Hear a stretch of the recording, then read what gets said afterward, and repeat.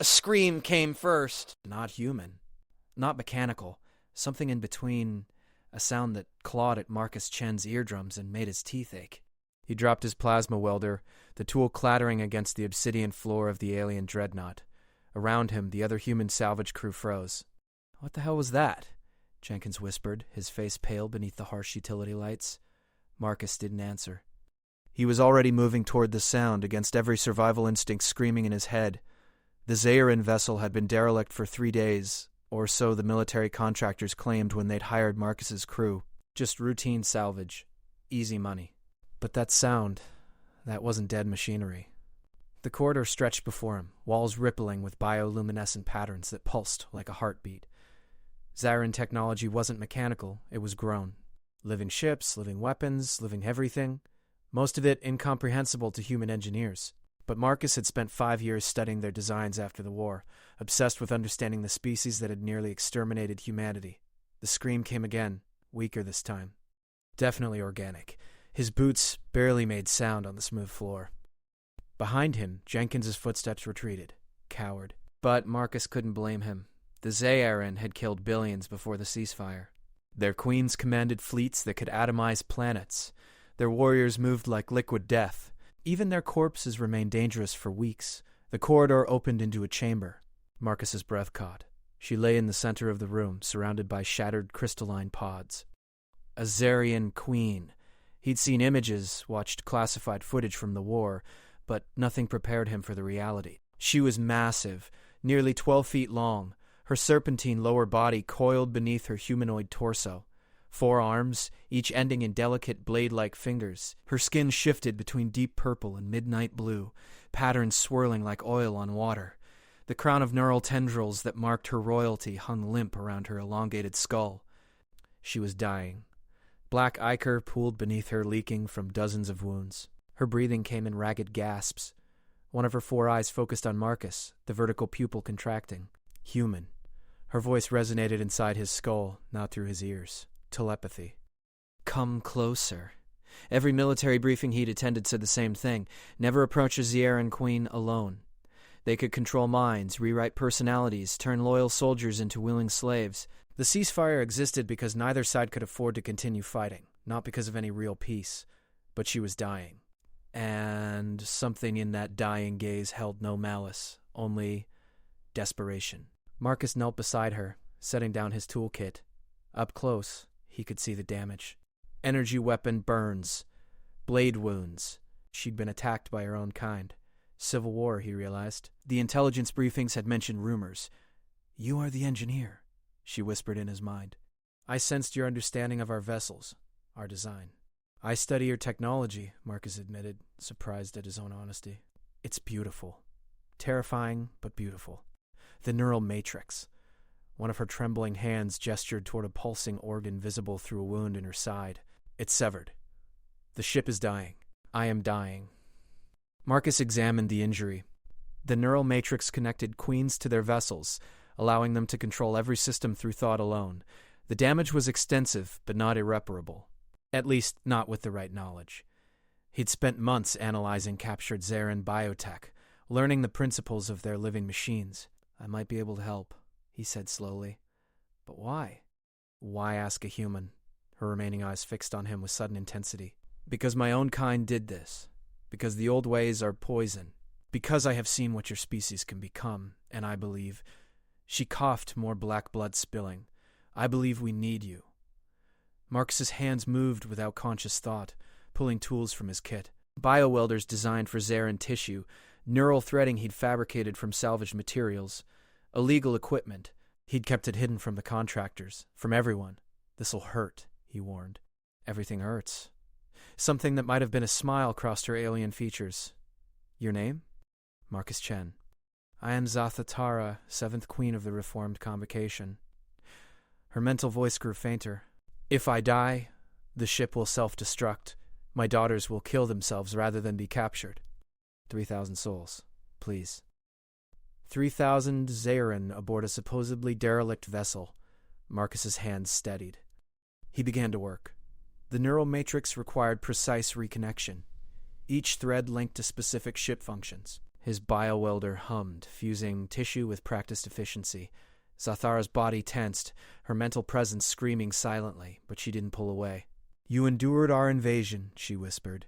"Watched your cities burn." "Yes." Marcus didn't stop working. "I watched my family die when your warriors hit New Singapore. Yet you helped me. Because someone has to stop the cycle." His voice was cold. "Because revenge won't bring them back." The final connection sealed. Neural activity surged through the matrix, and Zathara gasped, an actual audible sound. Color flooded back into her skin. The ship around them hummed, coming alive. She sat up slowly, all forearms steadying herself. Her eyes focused clearly on Marcus for the first time. "You saved me. I saved the ship." "There's a difference, is there?" She rose to her full height, towering over him. Her hand, impossibly gentle for a creature designed for war, touched his shoulder. "Come with me." "What?" "Come with me, Marcus Chen, who lost his family. Come with me, engineer who understands what we build. The ceasefire is fragile. My faction seeks true peace. We need bridges between our species. We need humans who see us as more than monsters. Your own kind tried to kill you." "Yes. The traditionalists want the war to resume. They believe humans are vermin to be exterminated." Her mental voice grew soft but urgent. "I believe we are all just trying to survive, but I cannot prove it alone. I need someone who understands both our strengths and our weaknesses. Someone who saved me when he had every reason to let me die." Outside the chamber, alarms began to blare. The salvage crew must have detected the ship coming online. Military vessels would arrive soon. Marcus had seconds to decide. "Come with me," Zathara repeated. "Help me build a peace that lasts." Marcus thought of his family, his dead city. The 5 years he'd spent learning Zadian technology, driven by hatred that had slowly transformed into fascination. Understanding, perhaps even forgiveness. What happens if I say yes? Everything changes. She extended all 4 hands toward him, or nothing does. The choice is yours. The chamber doors burst open. Jenkins stood there, plasma rifle raised, eyes wide. "Marcus, get away from that thing." Marcus looked at the weapon, then at Zathara, then at his own hands that had just saved an enemy queen's life. He thought about cycles of violence, about humanity's capacity for both destruction and creation, about the fact that peace required someone to take the first impossible step. "Jenkins," he said quietly, "lower the weapon." "Have you lost your mind?" "Probably." Marcus turned to Zathara. "How do we start?" Her mental voice filled with something he'd never expected from a Zayaran, hope. "By trusting each other. By showing both our species that former enemies can become allies. By building something neither of us could create alone." The ship trembled. More crew members appeared behind Jenkins, weapons drawn. They saw their engineer standing beside a Zangyaran queen, unharmed, making a choice that would ripple across 2 civilizations. "Stand down," Marcus called out. "This isn't a hostage situation. This is a negotiation." "They'll court-martial you," Jenkins said. "Or worse, maybe. But they won't start a war over one engineer. Not now. Not when the ceasefire barely holds." Marcus looked at Zathara. "Will they? My survival will trigger investigations, questions. Some of my own kind will demand I be executed for consorting with humans." She straightened, royal authority radiating from every line of her body. "But I am a queen. I command 3,000 loyal subjects. And I choose to stand with the human who showed me mercy." The standoff stretched. Marcus could see the calculations in Jenkins' eyes, the fear and confusion. Then, slowly, the plasma rifle lowered. "You're insane," Jenkins said. "Both of you. Sanity never ended a war," Marcus replied. He picked up his toolkit, his decision made. "Zathara, we need to establish communication protocols before your ship leaves. The military will panic if a supposedly dead Zarian vessel suddenly activates without explanation. Can you transmit on human frequencies?" "I am connected to every system now."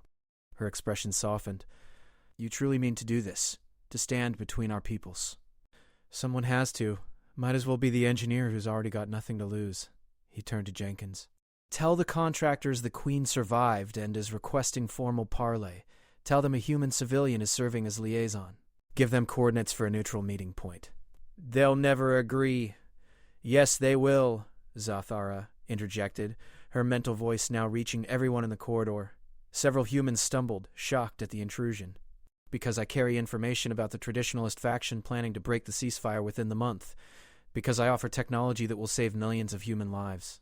And because I have just demonstrated that cooperation is possible, Marcus felt the weight of what he'd just committed to settling over him. His actions in the next hours and days would either forge an unprecedented alliance or trigger the war's violent resumption. No pressure. Before we start, he said to Zathara, I need to know. Why did your own kind attack you? What are you really fighting for? She was silent for a long moment. Around them, the ship continued its revival, walls glowing brighter, systems humming. Finally, she answered. The same thing you are.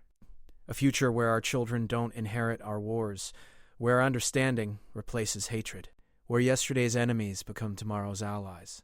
That's ambitious, yes, and dangerous. Many of my kind believe humans are incapable of such evolution. Just as many humans believe we are irredeemable monsters. All four of her eyes focused on him with unsettling intensity. You know both views are wrong. You understand that we are all just people trying to survive in a different universe? People, right? People with 4 arms and telepathy and living ships. A sound emerged from Zathara that might have been laughter, and humans with their fragile bodies and impossibly stubborn spirits and their tendency to repair things that should be their enemies. We are different, but perhaps that difference is strength rather than weakness. The salvage crew began lowering weapons one by one. Marcus could see the confusion, the fear, but also something else. Curiosity, hope, the same emotions that had driven him to study Jareen technology instead of simply hating it. What do you need from me? He asked Zathara. Specifically. Initially, help me navigate your species' political complexity. Explain the unspoken rules, the cultural nuances my intelligence briefings missed. Stand as proof that cooperation is possible. She gestured to her still healing wounds. Eventually, help me build a council of both species. Engineers, diplomats, warriors who have tired of war. Create something new from the ashes of what we destroyed. That's going to take more than one engineer. It starts with one. Zathara's mental voice resonated with conviction. You are not the first human I have observed, Marcus Chen, but you are the first who saw me dying and chose compassion over vengeance. That matters. That is the foundation we build upon. Marcus pulled out his communicator. Jenkins, get me a secure line to Colonel Vasquez at Central Command. Tell her we have a situation that requires immediate diplomatic intervention. This is insane, Jenkins muttered, but he was already moving to comply. Insanity is continuing a war nobody can win, Marcus said. He looked at Zathara, at the magnificent, terrifying, wounded queen who had asked for his help. Sometimes the only rational choice is to try something completely unprecedented. The ship trembled again, not from damage, but from awakening systems. Through the walls, Marcus could sense thousands of Zeeran aboard, aware now of their queen's survival and the human who had saved her. He felt the weight of their attention, the uncertainty, the cautious hope. There are protocols, Zathara said quietly. When a queen takes a human as ally, there are ceremonies, oaths, bonds that must be established. Our people's histories are written in blood and fire. To rewrite them requires more than words. What kind of bonds? The kind that make betrayal impossible, neural links. Shared memories, a merging of consciousness at specific moments. She must have sensed his alarm because she quickly added, not permanent, not controlling, but enough that we can understand each other fully. Enough that both our peoples see the connection is real. Marcus thought about his family, about the billions who had died, about the billions more who would die if the war resumed. He thought about the fact that he'd just made a choice that couldn't be taken back. Then we begin, he said. Show me what peace looks like. Zathara extended one hand, palm upward. In its center, a small bioluminescent pattern formed, a symbol of trust in Zareen culture.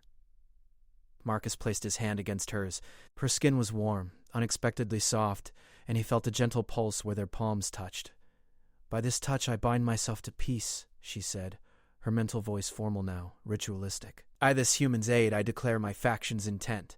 Let both our peoples witness. From enemies we forge alliance. From bloodshed we choose mercy, from war we build tomorrow. The words resonated through the ship. Marcus understood he'd just participated in something significant, something that would be recorded in Zyran history. Perhaps human history too, if they survive long enough to write it. I accept the bond, he said, not entirely sure what he was agreeing to, but knowing it was right. And I'll help you build that tomorrow, even if it kills me. It very well might, Zathatar admitted. The traditionalists will see us both as traitors. Some of your own military will demand your execution. We are painting targets on ourselves. Then we'd better make it count. Marcus managed a grim smile. How do we start? Really start? Not just surviving the next few hours, but actually building this peace you're talking about. Zatharah's expression grew thoughtful. Around them, the ship continued its transformation from derelict to living vessel. We start by being honest, by showing both our peoples that transparency is possible. I will share Zaharan technology, carefully with safeguards, but genuinely. You will help me understand human culture beyond military intelligence. We will create a council of equals. Between species where one nearly exterminated the other, especially then, her voice was firm. True peace cannot be built on dominance or subjugation, only on mutual respect earned through action. The communicator crackled. Jenkins's voice came through, tight with tension. Colonel Vasquez is on the line. And she is extremely not happy. Also, 3 military frigates just entered the sector. They're demanding we evacuate immediately. Tell them to hold position, Marcus said. And patch through the colonel. A moment later, a woman's sharp voice filled the chamber. Chen, what the hell is happening? We're reading a fully active Zaharine dreadnought with you still aboard. Explain. No. Marcus took a breath. Colonel, I'm requesting emergency diplomatic protocols. The vessel's queen survived and is requesting formal parley. She has critical intelligence regarding a planned ceasefire violation. I'm serving as liaison. Silence. Then, you're serving as... Chen, you're a civilian salvage engineer, not a diplomat. I'm the civilian who just saved her life. Sometimes that counts for more than credentials. He looked at Zathar Assis. Colonel, I'm sending visual confirmation. I need you to see this. He activated his suit's camera feed. On the other end, he heard Vasquez's sharp intake of breath as she saw the Zaharan queen standing calmly beside a human engineer, both alive, both unharmed. This is impossible, Vasquez whispered. Yet here we are, Marcus said. Colonel, I know this violates about 90 protocols, but if she wanted to kill me, I'd be dead. If she wanted to attack, your frigates would already be engaged. She's asking for peace. Real peace. And I believe her. Belief isn't good enough, Chen. We need... Zathara's mental voice suddenly filled the communication channel, startling everyone. Colonel Vasquez, I am Zathara, 7th Queen of the Reformed Convocation. I possess intelligence about Traditionalist Queen Korvax's planned assault on your colony at Alpha Centauri. 3 dreadnoughts, 7 destroyers. Planned for 37 days from now. I offer this information freely as proof of good faith. The transmission went dead silent. Marcus could only imagine the chaos on the other end. Finally, Vasquez spoke, her voice carefully controlled. If that intelligence is accurate, it changes everything. But it could also be a trap. Verify it, Marcus urged. You've got deep space monitoring stations. Check for traditionalist fleet movements near Alpha Centauri. If Zathara is lying, you'll know within hours. And if she's telling the truth, then we have a chance to prevent millions more deaths. And maybe, just maybe, actually end this war. Marcus felt Zathara's approval in his mind, a gentle warmth. Colonel, someone has to take the first step. Let it be. Yes. Another long pause. Marcus could hear muted conversations in the background, rapid commands being issued. The weight of command, the impossible choices that defined leadership in wartime. I'm giving you 6 hours, Vasquez finally said. 6 hours for our intelligence to verify the Queen's claim. If it checks out, I'm authorizing preliminary negotiations. If it doesn't, Chen, I hope you understand what you've just bet your life on. I understand perfectly, Colonel. And Chen?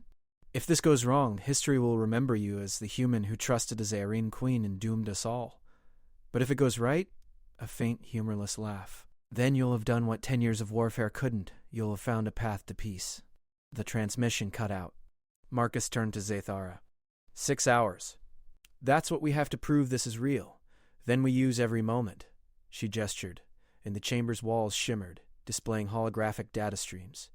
Come, I will show you exactly what the traditionalists plan. You will see that my intelligence is accurate. And then, Marcus Chen, who saved a dying queen, we begin the difficult work of convincing two species to trust each other.